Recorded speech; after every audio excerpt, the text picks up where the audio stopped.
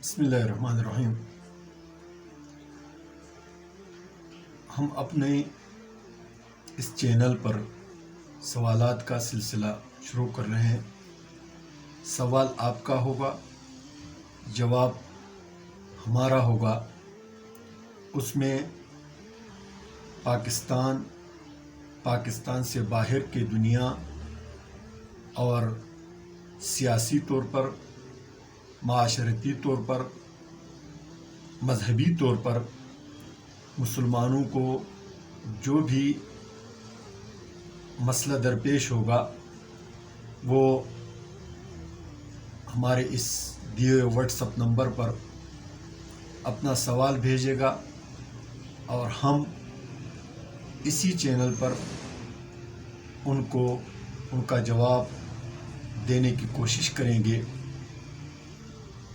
یہ سلسلہ مسلمانوں کے بھلائی اور فائدے کے لیے ہم نے شروع کیا ہے۔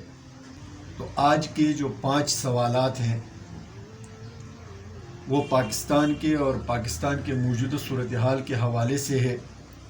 پہلا سوال سرگودا سے ایک دوست نے کیا ہے۔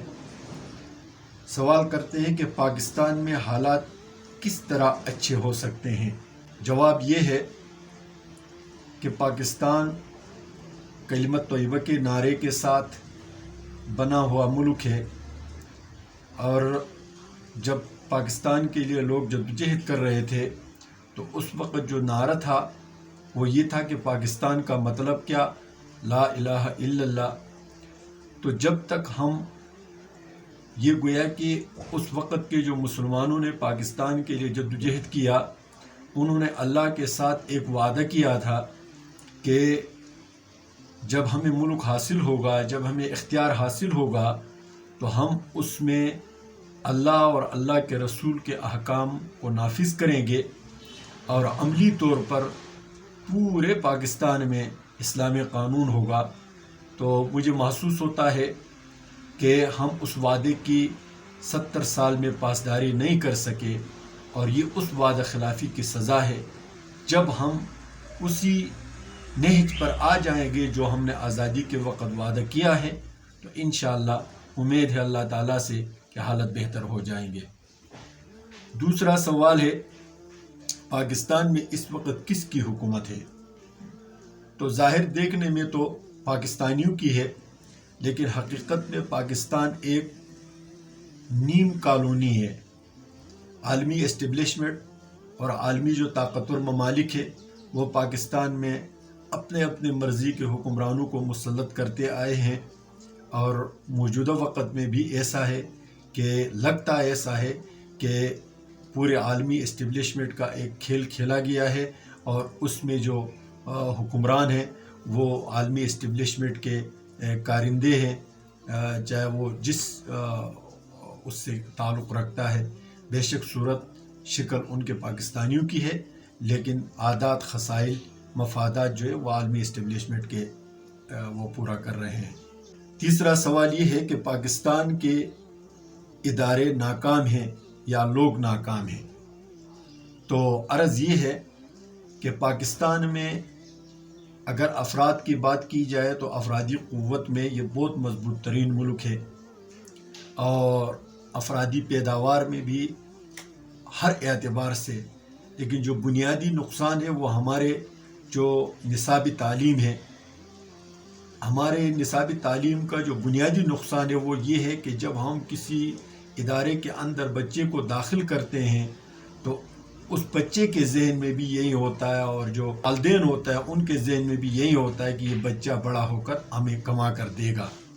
تو جب تعلیم کا مقصد ہی کما کر دینا ہوتا ہے تو وہ بڑا ہو کر جب کسی پوسٹ پر جاتا ہے، کسی ادارے میں فرائض سر انجام دیتا ہے، چاہے وہ ڈاکٹر ہوتا ہے، انجینئر ہوتا ہے، یا کسی بھی حتیٰ کہ کلرک ہوتا ہے، تو وہ اسی کنسپٹ کے ساتھ، اسی ذہنیت کے ساتھ کام کرتا ہے کہ مجھے کما کر مالدار بننا ہے۔ تو اب کمانے کے ایک تو حلال ذرائع ہوتے ہیں جو اس کی تنخواہ اور اس کی وہ چیزیں ہوتی ہیں، تو وہ مالدار بننے کے لیے کفایت نہیں کرتی، تو وہ ادھر ادھر ہاتھ مار لیتا ہے، اور اس سے کرپشن جو ہے وہ جنم لیتا ہے، اور پورا معاشرہ جو ہے تباہ و برباد ہو جاتا ہے۔ کسی حد تک لوگ ناکام ہیں، اور جب وہ اداروں میں پہنچ جاتے ہیں تو وہ اداروں کو ناکام بنا دیتے ہیں۔ چوتھا سوال یہ ہے کہ اس وقت پاکستان میں کون سا قانون ہے؟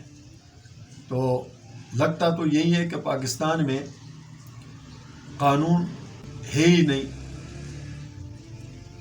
اگر کچھ ہے بھی تو وہ صرف غریبوں پر لاگو ہوتا ہے، بے بسوں پر لاگو ہوتا ہے، جو اعلیٰ اور طاقتور ہے اس کے لیے کسی قسم کا کوئی قانون نہیں ہے۔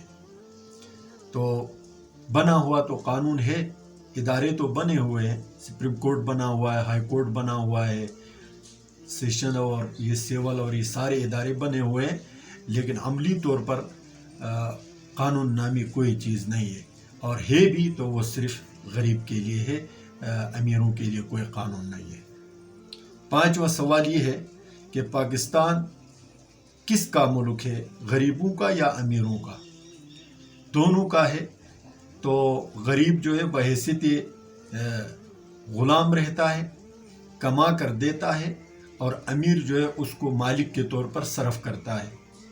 اگر آپ دیکھیں گے تو جو بیرونی قرضے ہوتے ہیں وہ پاکستان کے حکمران لیتے ہیں، وزیر اس کو کھا لیتے ہیں، مالداروں میں تقسیم ہو جاتا ہے، اور نیچے جو غریب ہوتا ہے، کسان ہے، مزدور کار ہے، وہ ٹیکس کی صورت میں اس کو بھر لیتا ہے۔